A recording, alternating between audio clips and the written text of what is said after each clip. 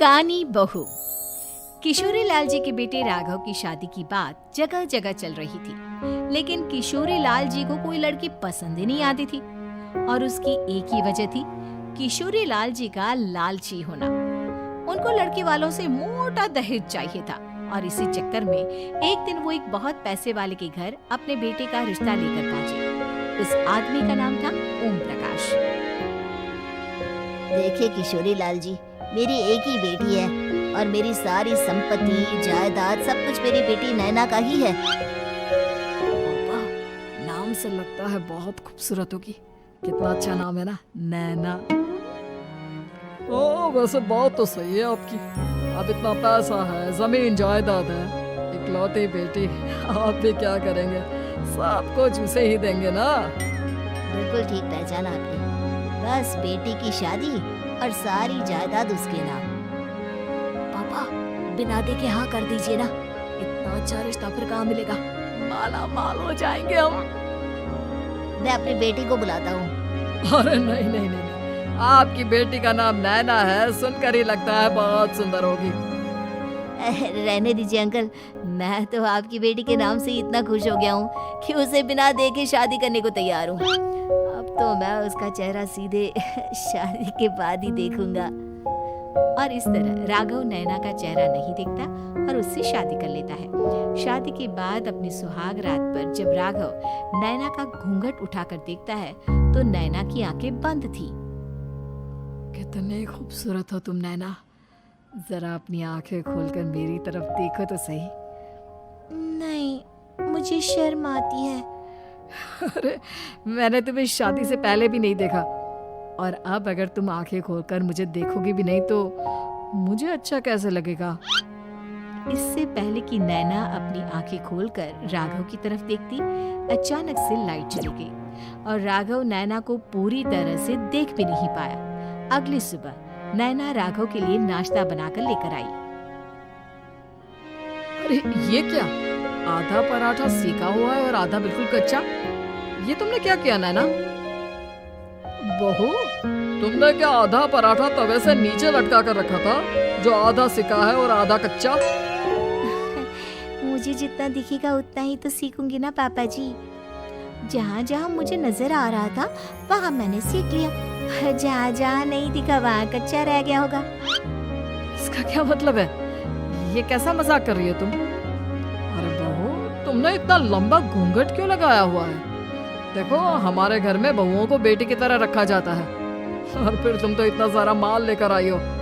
देखो, ये घूंघट डालकर रखने की कोई जरूरत नहीं है। हाँ नैना, पापा जी ठीक कह रहे हैं, तुम तो आराम से रहो, अपना ही घर समझो। नैना अचानक से अपना घूंघट उठा लेती है। अरे ये क्या पापा, नैना की तो एक आंख फूटी हुई है।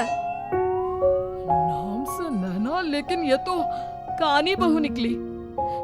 मेरे साथ धोखा हुआ है, धोखा। बिना दिखाए अपनी कानी लड़की मेरे संग ब्याह दी। मुझे कानी भी नहीं चाहिए। मुझे अभी ओम प्रकाश जी से बात करनी पड़ेगी। आखिर उन्होंने मेरे साथ ऐसा किया क्यों? अरे आप लोगों ने ही तो पापा से कहा था कि आप लोग शादी से पहले मुझे देखना नहीं चाहते। अब मेरे पापा पर क्यों इल्जाम लगा रहे हैं? अरे लेकिन उन्हें बताना तो चाहिए था ना कि तुम कानी हो, एक आंख से तुम्हें दिखाई नहीं देता। किशोरी लाल और राघव नाराज होकर ओम प्रकाश को अपने घर बुलाते हैं। पापा जी, ये आपने क्या किया? शादी से पहले बताया क्यों नहीं कि नैना की आंखों में परेशानी है?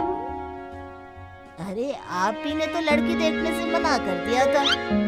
और लेकिन आप बता तो सकते थे। आपको तो हमारी बेटी की प्रॉपर्टी चाहिए थी, वो भी पूरी की पूरी। अब क्या हुआ अगर उसे आधा दिखाई देता है? प्रॉपर्टी तो आपको पूरी मिल गई ना। और ये क्या बात हुई? मेरी शादी प्रॉपर्टी से नहीं, आपकी बेटी से हुई है। अब ये तो पहले सोचना चाहिए था, तब तो मेरी प्रॉपर्टी देखकर तुम्हारी जुबान लप लप आ रही थी। लेकिन मैं कानी लड़की को अपनी बीवी बनाकर नहीं रख सकता। पापा कुछ करिए ना आप। करता हूँ। देखिए ओम प्रकाश जी, आप हमारे साथ ऐसा नहीं कर सकते। और तुम देखो, अगर तुमने मेरी बेटी से शादी तोड़ी ना, तो जो भी प्रॉपर्टी मैंने तुम्हें दी है वो तो पूरी की पूरी वापस ले ही लूंगा, और आधी प्रॉपर्टी तुम्हारी भी लूंगा। अरे मेरी आधी प्रॉपर्टी भला क्यों लेंगे आप? इसलिए क्योंकि मेरी बेटी को आधा नजर आता है और उसकी नजर अभी तक तुम्हारी आधी जायदाद पर ही पड़ी है। अब तुम उसे घर से निकालोगे तो कुछ तो लेकर जाएगी ना। और अगर हम आपकी बेटी को अपने घर की बहू बनाकर रखे तो?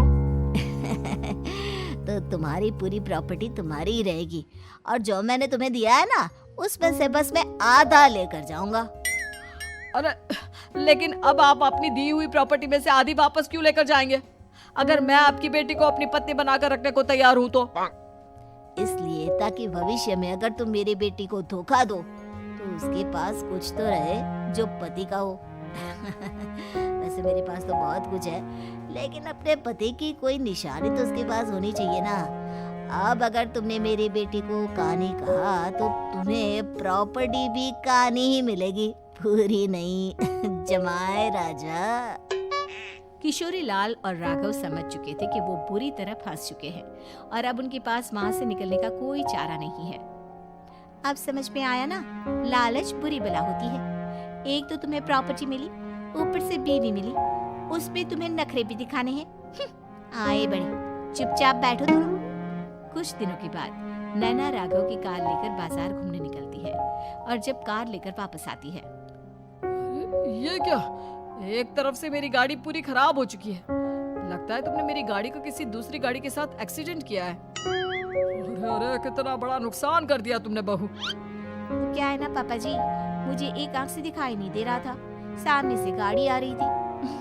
मुझे तो सिर्फ आधा ही दिखाई दिया और वो गाड़ी मेरी कार से रगड़ते हुए निकल गई।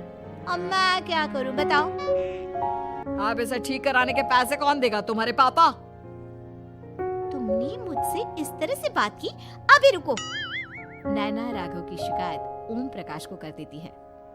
देखो राघव, अब जो मेरी आधी प्रॉपर्टी तुम्हारे पास थी ना, उसमें से आधी और मैं लेकर जाऊंगा, क्योंकि तुमने मेरी बेटी को डांटा। अरे नहीं नहीं पापा जी, गलती हो गई, माफ कर दो। गलती की तो कोई गुंजाइश ही नहीं। अगली बार मेरी बेटी को डांटा तो बची हुई आधी में से आधी और ले जाऊंगा। लालच के चक्कर में हम दोनों ने बहुत बड़ी गलती कर दी बेटा। एक तो तुम्हें कानी बहू मिली और ऊपर से जो माल मिला वो भी काना। इस तरह राघव की हर एक गलती पर ओम प्रकाश उसकी प्रॉपर्टी का आधा आधा हिस्सा लेकर अपना सारा माल वापस ले गया और राघव को कानी बीवी से काम चलाना पड़ा। भाई लालच वाकई में बुरी बला है।